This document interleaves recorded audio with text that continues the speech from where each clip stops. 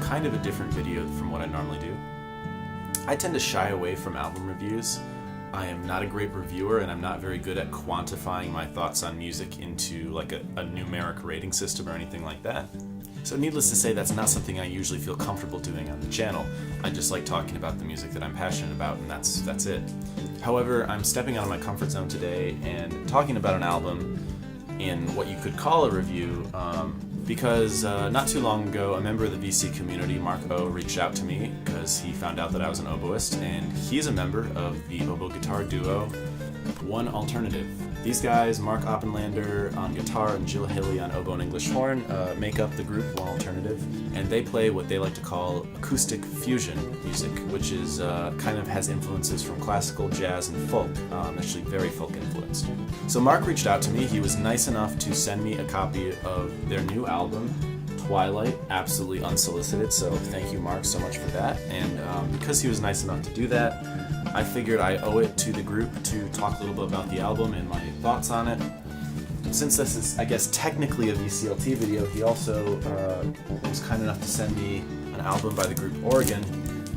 Oregon are, of course, probably the most famous crossover group to use the oboe, to incorporate the oboe. I do have a couple Oregon albums, but I did not have this one. This is Music of Another Present Era, so thank you so much, Mark, for this. I will really enjoy spinning this. I haven't got a chance to yet. But I did get to spend about 2 or 3 listens. No, I did 2 listens to One Alternative's new album, Twilight. This is their 8th studio album, and from what I understand, this is the first album they put out on vinyl since their debut album, Green Lawn. So listening to this album, it was pressed very well. It looked to me like it was pressed either at Optimal or... Oh, it was pressed at Palace, that's right, because there was a sticker on the outside that said Palace. So very good pressing, pretty much noise-free, and very black backgrounds. And just right off the bat, I enjoyed this album a lot. It's not the kind of music I would normally listen to. You know, fusion in general, especially what could kind of be described as folkish new age fusion, is not the type of music I would normally go out and seek.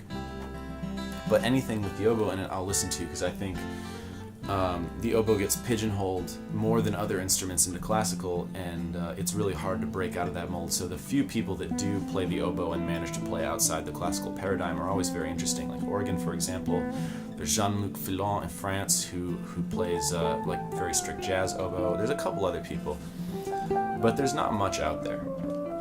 So whenever I see stuff like this, I get excited. I was not familiar with the group before Mark sent me an email, so I was excited to check it out. I listened to this album. I listened to a little bit of their older work, and I have to say it was very imaginative writing, a very cool concept. The recording quality on this album is very good.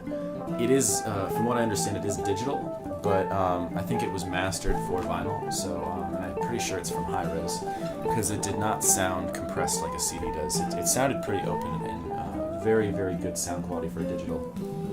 Very good sound quality in general. I think acoustic guitar lends itself well to good spacious recording, and rarely have I heard acoustic guitar on albums that sounded bad. Oboe, on the other hand, is much more difficult to record, and I heard a little bit of the problems of recording oboe in a solo setting on this record, but they didn't overwhelm me. It's just always hard to get the perspective right, because if you want a close-up perspective the way you would mic a guitar, it's going to make the instrument really, really dry, unnaturally dry. Because the oboe is conical, it needs the space around it to really sound full. If you mic super close to the oboe, it's going to sound really dead and tinny and harsh. On the other hand, when you mic that far away, it makes getting the full sound and resonance a little more difficult. So it's difficult. I've been in that situation before, and it's no easy feat. I think they did a pretty good job on this. Not a perfect job, but a very admirable job. As far as the music on this goes, it's cool. It's a collection about 50-50 of original tunes and covers. One of my favorite tracks on this album was the re-recording of one of their older songs, Green Lawn, which was the name, of course, of their very first album.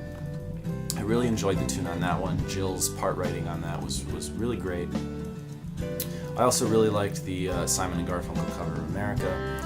Those are probably my two favorite tracks on the album. Some of the other stuff was good too. There's a Billy Cobham cover on this and a few other covers. In general, I think in the covers they take a really unique approach and they change up the writing a little bit to put their own spin on it. And their original writing is great too. Again, I don't have a ton of experience with this genre. I haven't listened to too many folk crossover albums before, so I'm not speaking from any type of knowledge or experience. But all in all, this is a really well-recorded album with some great playing. Speaking about like really picky things, because I feel like I have to. I can't just only praise an album in a review. There were some parts that kind of I noticed didn't go anywhere. Some of like the little quiet cadenza in America. I don't know the original song that well, so maybe they're doing it exactly the way they did it in the original Simon and Garfunkel version, and it just didn't translate that well to the instrumentation. But at the very end, there's like a quiet cadenza, and I really, really wanted either the oboe or the guitar to explore the space a little bit more and kind of add their own flourish to that quiet section, and they just kind of held long tones. And to me, I feel like that made the pace of the song and the spirit of the song kind of fall dead a little bit. That's my only critique there. And Jill's oboe playing is very good. It's I can't judge Mark's guitar playing because I'm not a guitarist. I don't know that much about nylon guitar. So sorry, Mark. Jill's oboe playing in general, I really liked it. Her sound is very full. My only critique, I guess, of the oboe sound on this was sometimes I wanted a little bit more of a fusion between the vibrato and the core sound.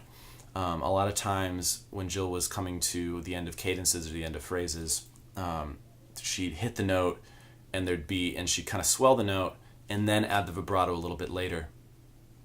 And that's definitely not incorrect to do, but I wanted the vibrato to not be quite such an added effect or ornament. I wanted it to be a little more focused into the core of the sound so that it comes out a little bit naturally.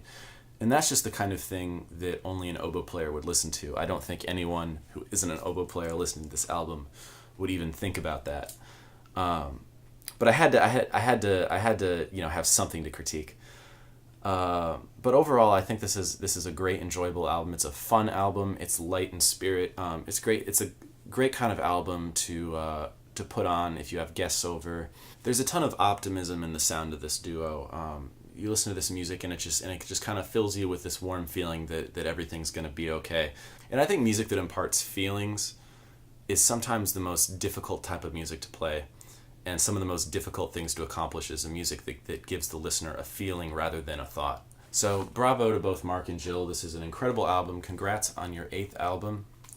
This looks to be really good. This officially gets released on, I think, June 24th. I'm going to provide links both to hear One Alternative's music. I will provide links to where you can purchase this album in the description. And I'll also provide a link to Mark O's YouTube channel because he is a somewhat active member of the YouTube vinyl community. So he has some videos where he shows off his record collection, and you should check those out because I guess technically this is a VCLT video. So thank you, Mark. I really enjoyed this. You did not have to send me a copy of this. It's a privilege. I'm glad you trust my musical opinion. And thanks so much for the Oregon record. Now I have, I think, 3 or 4 of their albums, and they're always a joy to listen to. So I hope you have a successful record release, have a fun time at what I assume will be a record release show, and best of luck to you in the future. That's about all for me here. See you next time, VC.